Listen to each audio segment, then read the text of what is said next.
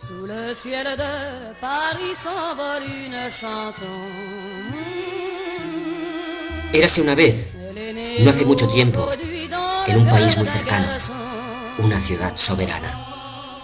En ella existió un breve periodo de tiempo en el que sus habitantes pudieron transformar la política en un instrumento para la emancipación social, y donde sus delegados y concejales fueron elegidos libremente, revocables en cualquier momento. Estos tomaron las medidas que creyeron más convenientes y justas para el bien de cada uno de sus distritos y vecinos.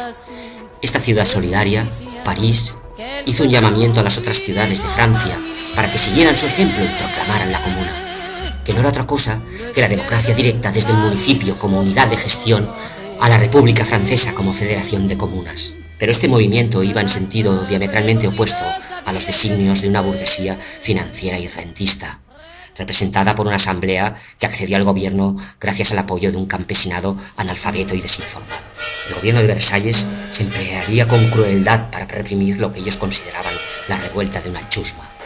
El fratricidio perpetrado en la llamada Semana Sangrienta quiso servir de ejemplo para mostrar al mundo de hasta dónde es capaz de llegar la burguesía para perpetuarse.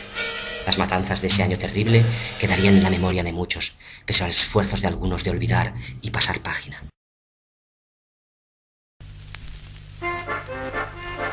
Il avait une moustache énorme, un grand sabre et des croix partout. En julio de 1870, Napoleón III firma la sentencia del Imperio con la declaración de guerra a Prusia. Los episodios de esta guerra no dejarían otra cosa que una colección de fracasos militares, debidos en parte a la ineptitud de sus mandos, y en parte a la información suministrada por unos malos asesores. La aventura del emperador acababa con su detención en Sedan, junto a gran parte de su ejército. La noticia de la captura del emperador, en París, se recibe con júbilo. Las multitudes parisinas, impacientes ante los temores y titubeos de la Cámara de Diputados, irrumpen en la sala y la obligan a proclamar la República. Definitivamente, el 4 de septiembre, se viene abajo un imperio que se había mantenido hasta entonces gracias a la indecisión y a la falta de valor por parte de los diputados de izquierda para proclamarla y liderar la Tercera República. El 4 de septiembre, en el Hotel de Ville, la Asamblea Nacional, constituida ya la República, forma un gobierno provisional de defensa con el general Trochu como jefe de gobierno. Paralelamente, en cada distrito, se eligen delegados para formar unos comités de vigilancia con el fin de fiscalizar las actividades de los alcaldes. A su vez, cada distrito nombra a delegados para formar el Consejo Central. Los parisinos exigen la convocatoria de elecciones municipales. Estas elecciones serán demoradas intencionadamente por parte de la Asamblea. El 19 de septiembre, las tropas prusianas comienzan el asedio a París. Los parisinos se niegan a rendirse ante una guerra que nadie quería. Solo Napoleón y Bismarck la deseaban. La Internacional de los Trabajadores ya se había manifestado en contra de esa guerra. Y el propio Bismarck había manifestado que no era una guerra contra los franceses, sino contra Napoleón. Ahora que lo había capturado, ¿qué más quería? París aguanta el asedio con firmeza. Para ello se ha armado al pueblo, formando la Guardia Nacional. Pero el gobierno de defensa realiza planes para capitular. Teme más el movimiento que se está organizando en las calles y clubes de París que a los propios prusianos. El Comité Central de la Guardia Nacional ya había tomado las primeras medidas de gestión social de los recursos de primera necesidad, así como la cancelación de los alquileres. El 31 de octubre, unas fallidas operaciones militares provocan que los parisinos sospechen del gobierno de defensa. Vienen las intenciones de capitulación de la Asamblea.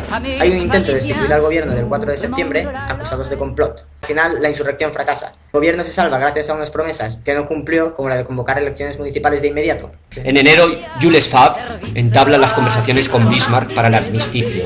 Los parisinos, después de meses de defensa, hambre y miseria, lo consideran una traición, una humillación y una ofensa. La primera exigencia de Bismarck es la convocatoria de unas elecciones para constituir un gobierno presentable para las negociaciones de paz. En estas negociaciones, que se celebrarán en Frankfurt, Francia perderá Alsacia y Lorena. Además, estará obligada a pagar una indemnización millonaria. Como guinda, Guillermo I se proclamará emperador de Alemania en Versalles y exigirá un desfile militar por París. Para ese día, París se viste de luto y se vacían sus calles. El desfile queda reducido en un deprimente recorrido por los Campos Elíseos. Se convocan apresuradamente unas elecciones nacionales, exigidas por Bismarck, para el 8 de febrero. En estas, el campesinado, sangrado por la guerra, pondrá su voto para un gobierno de mayoría monárquica, creyendo que votaba por la paz. La nueva asamblea, con una mayoría arrolladora de monárquicos, nombra a Thiers como jefe de gobierno. Ahora Thiers y los rurales se muestran más amenazantes y agresivos con la comuna y hacen los preparativos para acabar con la insurgencia. La primera medida es suspender el sueldo de la Guardia Nacional y obligar al pago inmediato de los alquileres atrasados a sus arrendadores. Prohíbe la edición de muchos periódicos de larga tirada. El 17 de marzo manda detener a Gustave Planck. El 18 inicia un improvisado intento de arrebatar los cañones que eran propiedad de la Guardia Nacional. La acción se inicia a las 3 de la mañana y parece tener éxito. Se localizan pronto los cañones, pero hay falta de previsión. No se ha contado en cómo arrastrarlos. En el tiempo que llegan los caballos, las mujeres se han interpuesto para impedir la requisa. El general Lecomte manda disparar a la multitud desarmada. Los soldados desobedecen la orden de disparar y confraternizan con los parisinos. Cuando el Comité Central se entera de lo ocurrido, manda una orden para que no ejecuten a los detenidos, pero esta llega tarde y los generales Lecomte y Thomas Clement son arrebatados a la Guardia Nacional que los protegía y son ajusticiados por su propio batallón. Al enterarse de que la revolución está impregnándose en su propia tropa, decide abandonar París y llevarse a todos los funcionarios de gobierno a Versalles cuanto antes. En París han quedado los soldados versalleses que pasan a engrosar las filas de la Guardia Nacional. París queda desmantelada de personal administrativo, enfermeros, contables.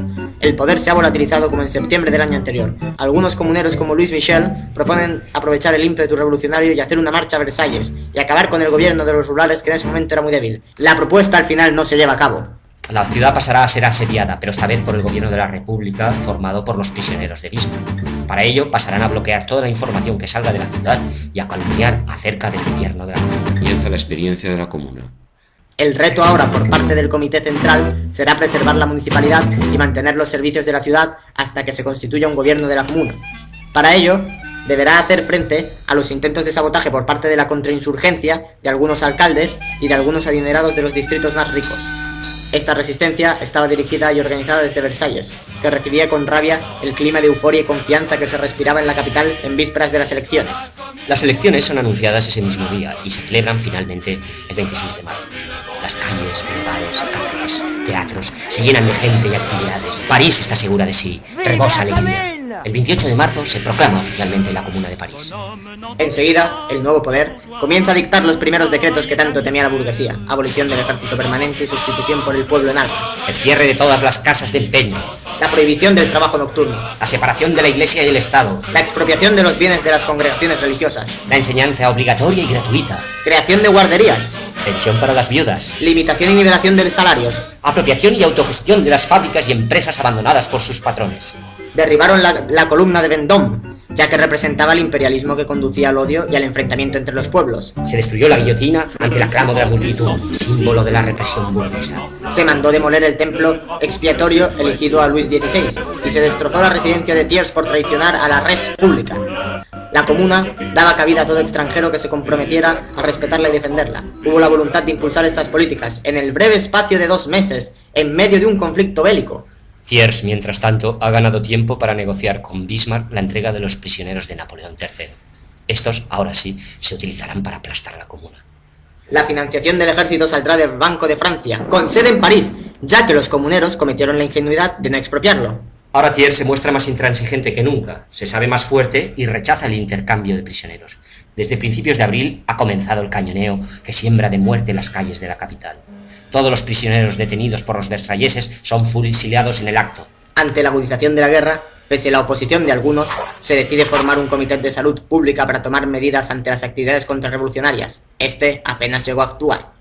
El asalto final comienza el 21 de mayo gracias al permiso que da Bismarck para que las tropas de Versalles pudieran acceder a París, sobrepasando una zona neutral. La lucha será muy dura y los comuneros ofrecerán una tenaz resistencia, más encarnizada en los barrios más humildes. Los fusilamientos serán masivos e inmediatos. Todos los rehenes implicados en las barricadas, ya sean ancianos, mujeres o niños, serán ejecutados sin distinción. El número de asesinatos podría superar los 30.000, además de los presos y los exiliados. Le sigue un periodo de 5 años de estado de excepción. Finalmente, en 1880, se declara una amnistía en la que todos los implicados quedarán sellados en su informe. Colorín colorado, este cuento no ha acabado. Пророки и вожди на нашей с вами тризне твердят на все лады, что ради их идей не жалко, черт возьми, им миллионы жизней, но сами не спешат расстаться со своей. Туда, где льется кровь, их не загнать пинками, за делом рук своих следя из-за кулис. Похоже, все они когда-то... Lamentable rendir el alma a Dios para saber después que era una falsa ruta, que era una insensatez morir por las ideas. Colorín colorado, este cuento no ha acabado.